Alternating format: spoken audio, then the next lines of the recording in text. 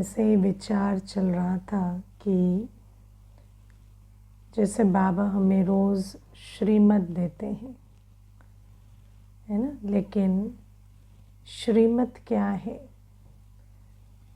तो श्रीमत माना बाबा हमें एक स्ट्रक्चर दे रहे हैं, है ना, एक मर्यादा, तन मन धन संकल्प श्वास संबंध, सबके लिए बाबा ने हमें एक मर्यादा दी है। उस मर्यादा के अंदर जब हम रहकर जो बाबा हमें श्रीमत देते हैं, उस हिसाब से जब हम फिर अपने निर्णय लेते हैं और कर्म करते हैं, तो वो कर्म हर एक के अलग अलग लगते हैं, है ना। ऐसा तो नहीं है कि सब ब्राह्मण एक दूसरे की फोटोकॉपी लगते हैं, है ना, देखने में भी नहीं, और वैसे भी हर ब्राह्मण अलग अलग है ना, नंबरवार भी है पर यूनिक भी है। हर ब्राह्मण जो है वो बाबा की श्रीमत को लेता है। और मान लो कि हम 8 की भी बात लें, है ना, जो मुख्य 8 होंगे। अब वो जो 8 है उनमें तो नंबर का भी इतना फ़र्क नहीं है ना। कोई ऐसा नहीं कि पहले नंबर और लास्ट नंबर वाली आत्मा की बात हो रही है। अब 8 है, फर्स्ट 8 है, लेकिन उनमें भी बहुत इंडिविजुअलिटी होती है। ऐसा नहीं वो दोनों वो सब 8 एक दूसरे जैसे लगेंगे या एक दूसरे जैसे ब्राह्मण होंगे। मान लो अभी, है ना, जानकी दादी जी को और गुलजार दादी जी को लो, है ना, दोनों दादियाँ कैसी हैं? बाबा की संपूर्ण श्रीमत पर चलने वाली दोनों दादियाँ ना, सर्वगुण संपन्न 16 कला संपूर्ण निर्विकारी अवस्था में। अंत की स्टेज तो कहेंगे ऐसी ही हो गई थी, बिल्कुल जैसे कर्मातीत अवस्था। लेकिन दोनों में कितना अंतर है ना। जानकी दादी जी बहुत स्पष्ट शब्दों में बहुत अच्छे से बात को समझाते। गुलजार दादी जी जब समझाते तो बहुत स्नेह से बहुत थोड़े शब्दों में समझाते। तो हर एक की अपनी विशेषता होती है। तो ये जो बाबा जो हमें श्रीमत देते हैं, बाबा की श्रीमत ऐसी नहीं है कि जैसे कोई रूल बुक है ना, ये बोलना है, ऐसे बोलना है, ऐसे करना है, वैसे करना है। बाबा सिर्फ हमें एक ढांचा देते हैं कि वाचा के लिए हमारा जो ढांचा है वो क्या है? कम बोलो, धीरे बोलो, मीठा बोलो, है ना। अब ज़्यादा बोलना हर एक का इंडिविजुअल होता है। किसी को 10 शब्द बोलने के बाद लगता है मैंने ज़्यादा बोल दिया, किसी को 50 बोलने के बाद लगता है मैंने ज़्यादा बोल दिया, है ना। तो हर एक का कम ज़्यादा कम धीरे मीठा। बाबा ने कहा कम बोलो, धीरे बोलो, मीठा बोलो। तो अब वो कम धीरे और मीठा हर एक आत्मा अपनी स्थिति के हिसाब से, अपनी समझ के हिसाब से इंटरप्रेट करते हैं। और जैसे जैसे हमारी यात्रा आगे बढ़ती है, हम यही जो 3 शब्द हैं, कम धीरे और मीठा, इसको अलग अलग प्रकार से समझते जाते हैं और हमारी वाणी में धारणा होती जाती है। और जब कर्मातीत अवस्था होगी उस समय भी हमारे अंदर एक धारणा होगी हमारी वाणी के प्रति, वो हमारी संपूर्ण स्टेज होगी, इंडिविजुअल संपूर्ण स्टेज। वो एक दूसरे से मिलेगी नहीं, है ना। ऐसा नहीं कि अंत में सब एक जैसा बोलेंगे, एक जितना बोलेंगे, ऐसा नहीं होगा। तो बाबा हमें कहते हैं कि मैं तुम्हें ढांचा देता हूँ, एक मर्यादा की लकीर बाबा ने खींची है। जैसे बाबा ने कहा कि हम दृष्टि जो है हमारी, है ना, वो कैसे होनी चाहिए? निराकारी। हमारी स्थिति निराकारी होनी चाहिए। अब निराकारी में जब हम अपनी जो निराकारी स्थिति में स्थित होते हैं तो हर एक का निराकारी स्थिति का अनुभव उसकी स्टेज के हिसाब से अलग अलग होता है। लेकिन बाबा ने कहा कि देह को भूल जाओ और आत्मिक स्थिति में, अब किसी को आत्मा की पवित्रता का अनुभव ज़्यादा होगा, किसी को शांति का ज़्यादा होगा, लेकिन वो जो निराकारी स्थिति है उसमें स्थित हो जाओ। और वो जो निराकारी स्थिति में स्थित होकर ये जो देह जब भी याद आए तो भूलो, है ना। अब आत्मा के किस गुण में हम कितना स्थित हो पा रहे हैं वो तो नंबरवार भी रहेगा और अपनी अपनी स्टेज के हिसाब से भी हर समय पर अलग रहेगा और अंतिम स्टेज में भी अलग रहेगा। लेकिन जो आत्मा का पुरुषार्थ है वो क्या होना चाहिए कि मैं, बाबा ने जो मुझे निराकारी स्थिति में स्थित होने के लिए कहा है, मैं उस मर्यादा के अंदर रहूं, नहीं। या बाबा ने कहा हमें कर्मों में निर्विकारी बनना है, हमारे कर्म निर्विकारी हो। तो हमारे कर्मों में आते हम देखें कि हमारे कोई भी कर्म में विकार तो नहीं है, हमारी मनसा में विकार तो नहीं है, हमारे, है ना, शरीर के देखने सुनने लेन देन हर चीज़ में विकारी लेन देन तो नहीं है, विकारों के आधार से कर्म तो नहीं हो रहे। तो बाबा ने कहा बाकी ऐसा नहीं है कि सबके कर्म एक जैसे होंगे, क्योंकि सबकी परिस्थितियाँ अलग है, सबका पाठ अलग है। लेकिन बाबा ने हमें कहा कि ढांचा जो है, मर्यादा जो है, वो है कर्मों में निर्विकारी रहो। तो वो निर्विकारी रहना है ना। भोजन में शुद्धता होनी चाहिए। बाबा ने ये नहीं कहा कि आपको ब्रेकफास्ट में यही खाना है, लंच में यही खाना है ना, या आपको रात्रि भोजन में यही खाना है। ऐसा बाबा ने कोई मेन्यू नहीं दिया है हमें। लेकिन बाबा ने हमें कहा है कि हमारा भोजन जो भी हो वो हमारा भोजन बाबा की याद में बना हो, है ना। देखो मधुबन में भी फीका भोजन भी बनता है और, है ना, मिर्च वाला भी बनता है। तो किसी को अगर हल्की मिर्च वाला भोजन खाना है तो उसको अलाउड है, ऐसा नहीं है कि मिर्च नहीं खानी है। या किसी को फीका भोजन चाहिए तो ऐसा नहीं कहा जाता कि ये भोजन आप नहीं खा सकते। तो बाबा कहते हैं कि वो तो हर एक के शरीर के हिसाब से, हर प्रकार से। लेकिन बाबा कहते हैं ये जो मर्यादा है कि हमारा भोजन शुद्ध हो, माना उसमें कोई भी तामसिक तत्व ना हो, और फिर बाबा की याद में बना हुआ, भोग लगा हुआ भोजन हो, वो हमारे भोजन की मर्यादा है ना। मुझे याद है एक भाई था, तो वो मुझे कहता था कि अभी देखो बाबा के घर में कितनी फ्लेक्सिबिलिटी है कि आप चाहो तो स्प्राउट्स खाओ, आप चाहो तो ठेपला खाओ, आप चाहो तो ढोकला खाओ, लेकिन आपको कितनी वैरायटी मिलती है। लेकिन उसमें सब एक कॉमन चीज़ है कि जो भी आपको बाबा के घर में जो भोजन स्वीकार करने को दिया जाता है वो शुद्ध है, और हर कणा जो है वो बाबा की शक्ति से भरा हुआ है। तो आप देखो कि ये जो हमारी जीवन है, ब्राह्मण जीवन, इसमें मर्यादा भी है और चॉइस भी है, दोनों है। ऐसा नहीं है कि हम कोई ऐसे जेल में बंधे हुए हैं कि, है ना, कुछ नहीं कर सकते या ऐसा। लेकिन हाँ, मर्यादा है। जैसे आप देखो आज हर जगह पर अपनी मर्यादा होती है। व्यक्ति सड़क पे ड्राइव करता है तो उसको कहा गया है कि भारत में हो तो लेफ़्ट में रखो। अब लेफ़्ट में भले तुम अपनी स्पीड के हिसाब से चलाओ, है ना, स्पीड की भी लिमिट है, लेकिन उस रेंज के बीच में आप कोई भी स्पीड चूज़ कर सकते हैं। उस लिमिट के बाहर नहीं जाना और लेफ़्ट से राइट में नहीं चले जाना, अपनी लाइन में रहना, बस इतनी मर्यादा है। उसके बाद आप एंजॉय करो अपनी राइड, कोई प्रॉब्लम नहीं है। तो ऐसे ही बाबा हमें कहते हैं कि मैं भी आत्मा की मर्यादा बताता हूँ, है ना। हर प्रकार से आत्मा की मर्यादाओं के अंदर रहे, क्योंकि जहाँ मर्यादा का उल्लंघन होता है वहाँ पर फिर रावण का परछाया पड़ जाता है ना। जहाँ पर मर्यादा का उल्लंघन हुआ तो फिर वहाँ पर विकारों की प्रवेशता होती है, वहाँ पर फिर दुख आता है।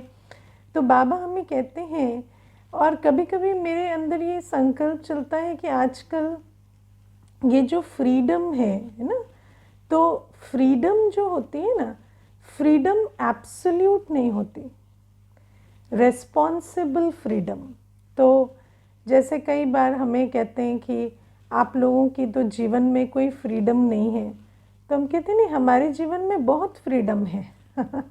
हमारे जीवन में क्या फ्रीडम नहीं है कि हम क्या नहीं करते, हम भी तो हर चीज़ एंजॉय करते हैं, हर चीज़ होती है, लेकिन हमारे जीवन मर्यादा संपन्न है। तो हमारे जीवन में फ्रीडम तो बहुत है, लेकिन उस फ्रीडम का एक दायरा है। क्यों दायरा है? क्योंकि जहाँ आप उसके बाहर जाते हैं तो वहाँ कर्म बंधन आ जाता है ना। अगर आप उस मर्यादा के बाहर जाएंगे ना, तो आप वैसे तो आपको लगेगा आप बहुत फ्री हैं, लेकिन उसके बाहर आप कर्म बंधन में बंधते जाते हैं। तो इसीलिए फ्रीडम कभी एब्सोल्यूट नहीं होती। अगर आप पूरी फ्रीडम में रहेंगे, माना जो चाह किया, जो चाह बोला, जो चाह खाया, जो चाह जैसे चाह जिया, तो फिर उसमें कर्म बंधन बन जाता है। तो बाबा हमें कहते हैं कि तुम, ऐसा नहीं है कि सृष्टि में तुम जो चाहोगे करोगे और उसका कोई परिणाम नहीं आएगा। और जब हम मर्यादा के अंदर रहते हैं तो हम वास्तव में बहुत फ्री हैं, क्योंकि हमें समझ में आता है कि ये जो फ्रीडम है ये ऐसी है कि हम फ्री भी हैं, हम हर समय चॉइस भी ले रहे हैं, और हमें ये भी ध्यान है कि हम ऐसा कोई कर्म ना करें जो कल कर्म बंधन में फंस जाए, है ना। तो जैसे कई बार कहते हैं ना, यहाँ तो जाएंगे तो इसका बंधन हो जाएगा, उसका बंधन हो जाएगा, यहाँ कहेंगे भोजन ये शुद्ध करो, या है ना विकार में नहीं जाओ, या ऐसा नहीं करो। लेकिन बात इतनी सी है कि अगर आप वो सब कुछ करेंगे तो भी ऐसा नहीं है कि आप फ्री रहेंगे। आज आप फ्रीडम में हैं, कल आप कर्म बंधन में जब आ जाएंगे तो वही विकारों के आधार से किए गए कर्म आपके पाँव की बेड़ी बन जाएंगे। तो बाबा ये बातें हमें समझाते हैं। और मैं आज ऐसे ही संकल्प चल रहा था कि कितनी अच्छी बाबा हमें जैसे ना एक मर्यादा और फ्लेक्सिबिलिटी का एक बैलेंस देते हैं। जैसे आज बाबा ने कहा कि है ना, कोई ऐसा ना सोचे कि, जैसे बाबा ने कहा कि हर एक को 7 दिन का कोर्स करा दो, उसके बाद उसकी मर्ज़ी, है ना, उसके बाद वो चाहे तो करे, चाहे तो लौकिक पिता के पास जाए, चाहे जो करे, है ना। लेकिन बाबा कहते हैं कि हर एक को चॉइस दे दो, हर एक को वो मर्यादा समझा दो, और उसके बाद उसकी मर्ज़ी है वो कैसे चले कैसे ना चले। तो बाबा कहते हैं ये जो हमारी यात्रा है बड़ी इंटरेस्टिंग है। और बाबा हमें कहते हैं कि कर्म बंधन का ज्ञान रखो ना। अगर हम विकारों के वश कर्म करेंगे तो वो कर्म बंधन बनेंगे। देखो, पहले हमें विकारों का ज्ञान नहीं था, हमें काम क्या है, क्रोध क्या है, लोभ क्या है, मोह क्या है, देहाभिमान क्या है, हमें पता नहीं था। अब हमें बाबा ने समझ दी, ज्ञान दिया, अब हम विकारों को पहचानते हैं, है ना। ब्राह्मण पवित्रता अपवित्रता के अंदर अंतर जानता है, और उसके बाद भी यदि अपवित्रता की जीवन को चुने, अपवित्रता के कर्म को चुने, तो फिर इसका मतलब क्या है कि हमने एक चॉइस ली, हमने एक चॉइस ली। और वो क्या है? वो हमें माया ने दिलवाई, हम माया की तरफ से भ्रमित हो गए। तो जब माया ने हमारी बुद्धि पर पर्दा डाला और हमने वो कर्म किया विकारों के अधीन, तो उसका फल तो आएगा, है ना। और उसके फल 2 तरीके से आते हैं। जो हमें नहीं करना चाहिए वो हम करेंगे, और जो हमें करना चाहिए उसमें बहुत विघ्न पड़ेंगे, और हमारी जो संगम युगी जीवन है उसका आनंद नहीं रहेगा। तो बाबा इसीलिए हमें कहते हैं कि जब तुम्हें समझ में आ चुका है कि अभी विकारों की लहर में अगर खींचेंगे तो एक विकार का कनेक्शन दूसरे विकारों से है ना। एक विकार तक नहीं रहता, एक विकार दूसरे विकारों को कनेक्ट करता है, और फिर हम बिल्कुल रावण राज्य में जाके बैठेंगे। और रावण राज्य में जब जाएंगे तो रावण का राज्य कैसा है, शोक वाटिका वाला, तो वहाँ तो दुख तो होगा। तो बाबा इसीलिए हमें कहते हैं चलो पहले तो तुम्हें पता नहीं था, तो जो भी तुम्हारे कर्म बंधन थे वो बने, उसको भी अभी बाबा कहते हैं कि बाबा की याद में रहकर और चुक्त करो। लेकिन अब ज्ञान मिलने के बाद तुम माया के चक्कर में नहीं आना, है ना। और एक छोटी सी बात है, देखो एक कहानी आती है बहुत अच्छी, कि एक बार एक साधु था। तो साधु जो था वो पहाड़ों पर, जैसे ना पहाड़ी पर एक रहता था और अपनी तपस्या करता था। तो एक दिन साधु को आया दिल में कि दूध पीने का दिल करता है। कभी कभी लगता है कि ठंड होती है ना, तो गर्म दूध मिल जाए तो बड़ा दिल करता है ऐसे कि दूध पिए। तो नीचे जाता है, पहाड़ी के नीचे गांव है। तो जब गांव में जाता है तो कहता है किसी को कि कभी कभी दिल होता है थोड़ा गर्म दूध मिल जाए।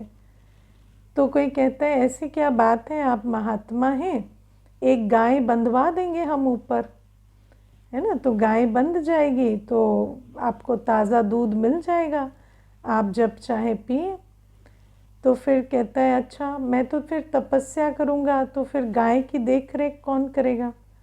तो कहते हैं तो एक माता भी चली जाएगी नीचे से, वो उसकी देख रेख भी कर लेगी गाय की, है ना। तो अब क्या हुआ, गाय भी चली गई, माता भी चली गई, पूरा वहाँ संसार बस गया, है ना। और तपस्या खत्म हो गई। तो ये सब क्यों हुआ, क्योंकि एक दूध पीने की इच्छा जागृत हुई। अब क्या है, व्यक्ति क्या होता है, कभी कभी कहेगा कि नहीं हमारी विकारी जीवन की तो इच्छा नहीं है, लेकिन कभी कभी थोड़ा कंपेनियनशिप चाहिए होती है ना, कंपेनियनशिप चाहिए। अब वो कंपेनियनशिप जब आप संकल्प रखेंगे तो संकल्प से सृष्टि तो बनेगी ना। हर संकल्प सृष्टि बनाता है। तो फिर कोई ऐसा आएगा जो आपको बहुत अच्छा कंपेनियन नज़र आएगा। लेकिन ऐसा तो है नहीं कि जब विवाह होगा तो बस कंपेनियनशिप होगी, है ना, उसमें तो फिर विकार भी आएगा, फिर मोह भी आएगा, फिर हर प्रकार की चीज़ आएगी, फिर है ना संभालना है, गृहस्थी हूँ तो लोभ भी आएगा, इकट्ठा करो, है ना, फिर और जो बाकी सांसारिक लोग हैं उनके साथ कंपैरिजन शुरू होगा, फिर उसमें देह अभिमान हमारा पूरा होना चाहिए, ये सारा खेल शुरू हो जाएगा। तो बाबा हमें कहते हैं इसीलिए ये जो कर्म बंधन से बड़ा सावधान रहना है ना। कई कहते हैं बाद में तो सबको कहते हैं ना, लड्डू खा के तो सभी पछताते हैं, है ना, लेकिन बिना खाए तो बहुत तलब होती है कि भाई लड्डू खा ही ले। तो बाबा कहते हैं कि कई बाद में कहते हैं शादी नहीं करते तो अच्छा होता, बच्चे नहीं करते तो अच्छा होता, लेकिन किया ऐसा थोड़ी ना, किया तो ना फिर। तो वो क्या है कि बाद में तो सबको अक्ल आ जाती है, सबको पता चल जाता है कि लड्डू इतना मीठा नहीं है जितना ऊपर से दिखता है, लेकिन उस आकर्षण पर विजय पाए वो बड़ी बात है ना। तो इसीलिए माया दो प्रकार से, आकर्षण और भय में आत्मा को खींचती है।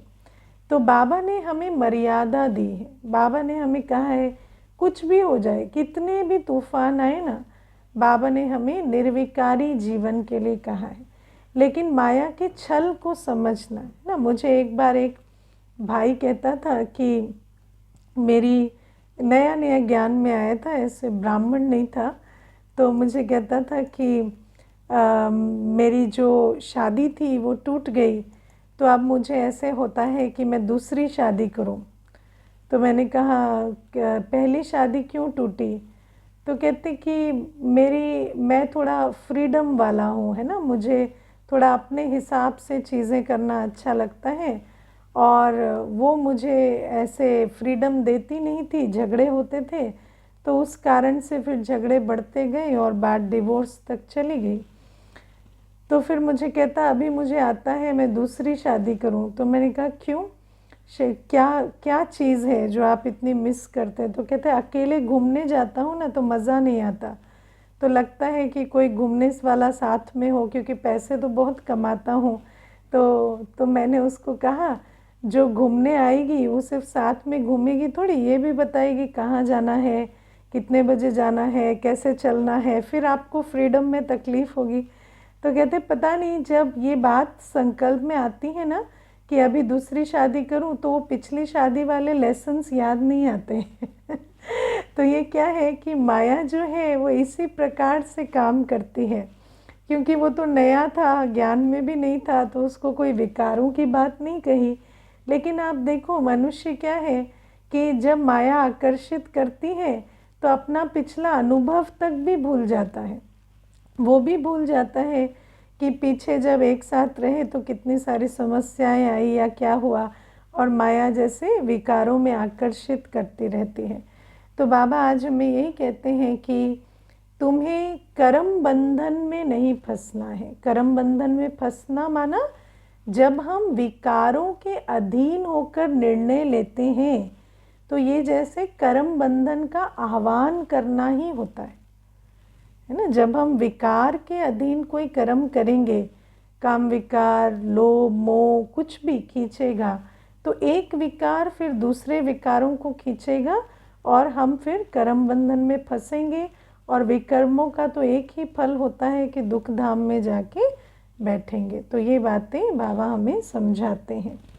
और ये जो स्ट्रक्चर और फ्लेक्सिबिलिटी की बात है ना, इसको भी हमें बहुत अच्छे से समझना है कि बाबा हमें जो मर्यादाएं देते हैं, उन मर्यादाओं के अंदर रहकर हमें चॉइस लेनी है ना। तो बाबा ने हमें गुणों में तुम्हें हर्षित रहना है, गंभीर रहना है, कैसे कॉम्बिनेशन में रहना है, वो सब चॉइस दी है।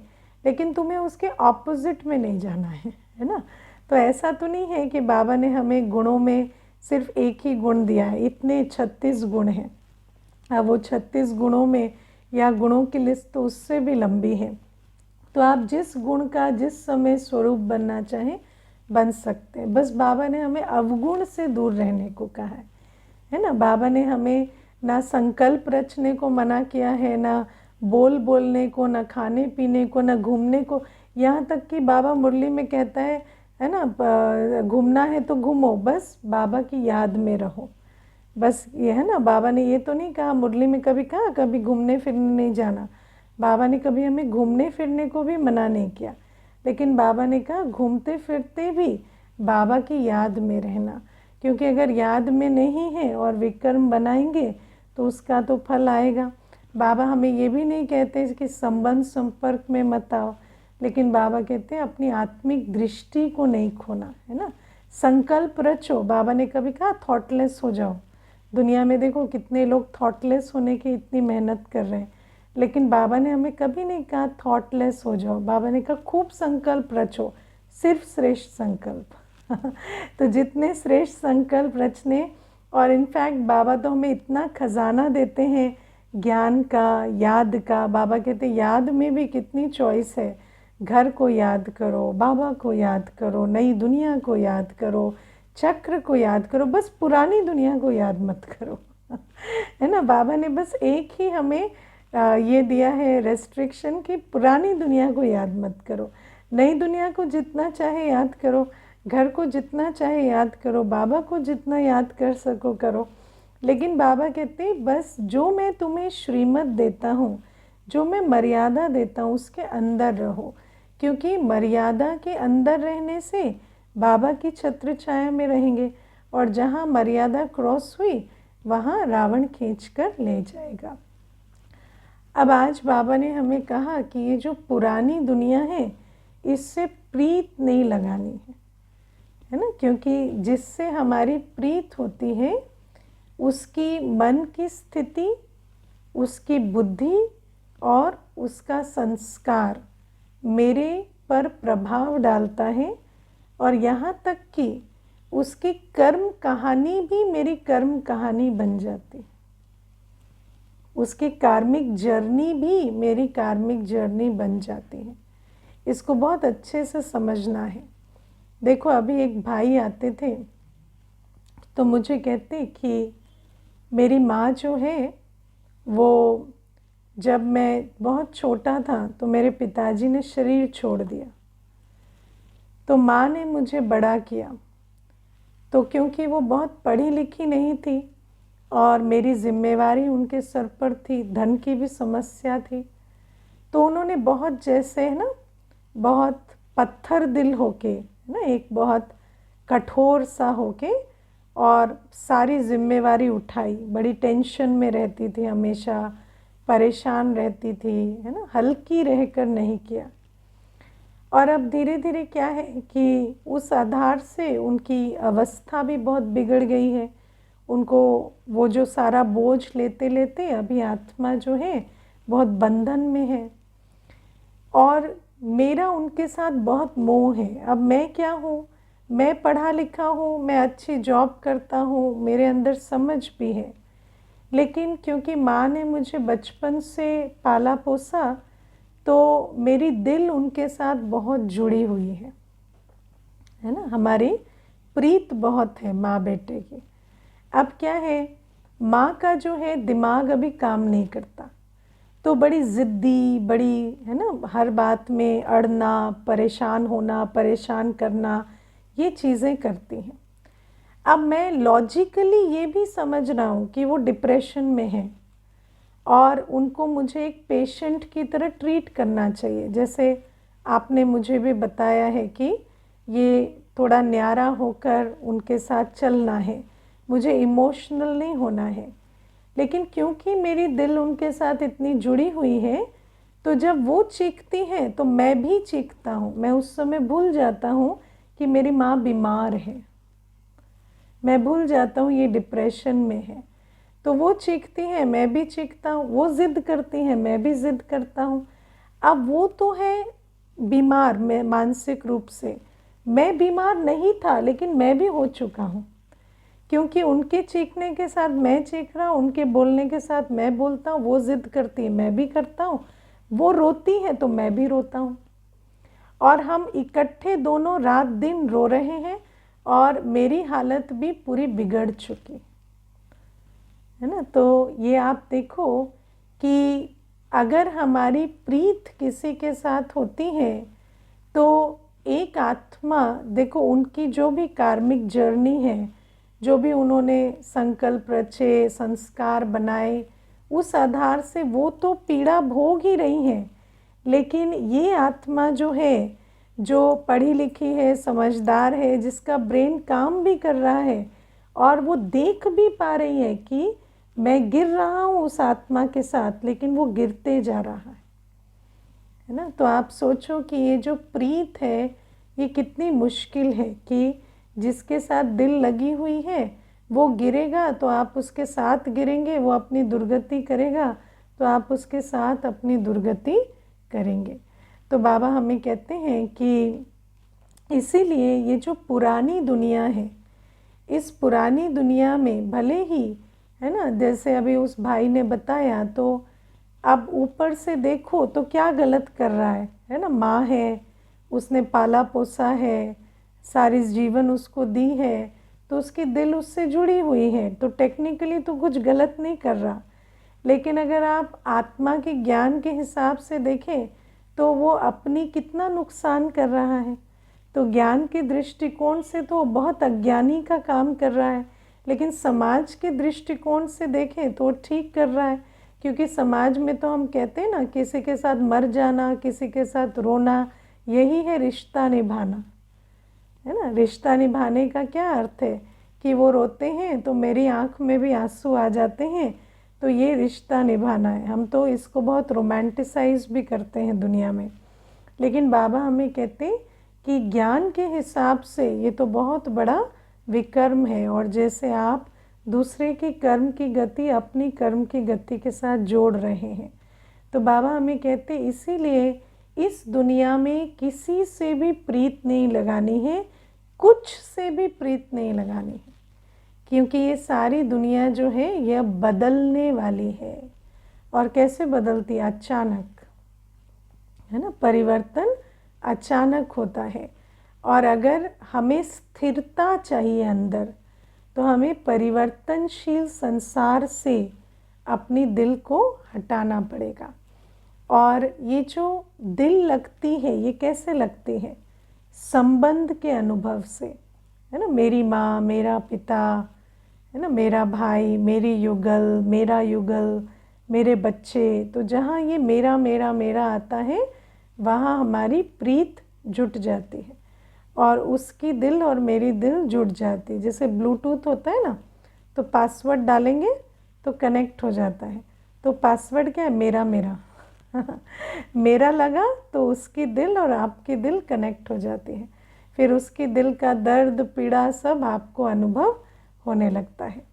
तो बाबा हमें इसीलिए कहते हैं कि हमें अब एक मेरा बाबा करके चलना है ना। और ये ज्ञान रखना है, बुद्धि में रखना पड़े कि ये जो आसपास जितनी भी आत्माएं हैं, जिसको आप माता पिता, भाई बहन, बंधु, सखा, है ना, बच्चा, युगल कहते हैं, ये कौन है?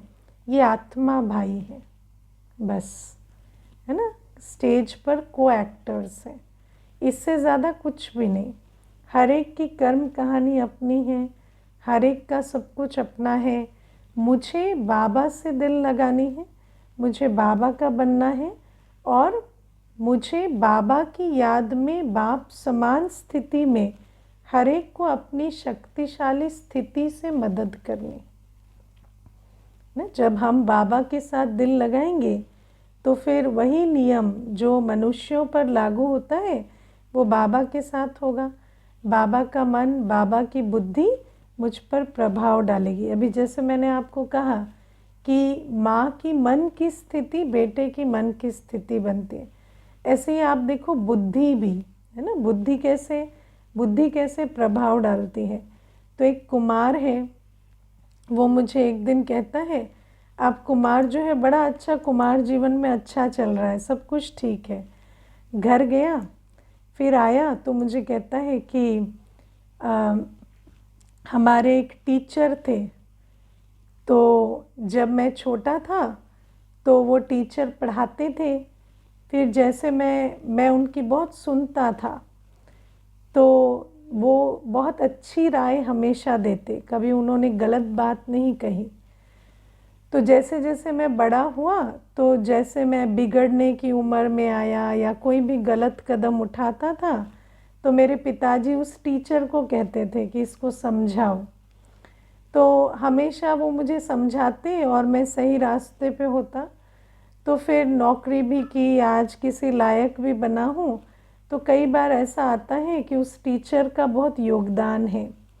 अभी जब मैं गांव गया था तो मेरे पिताजी को ये है कि बेटा मेरा शादी करे, है ना।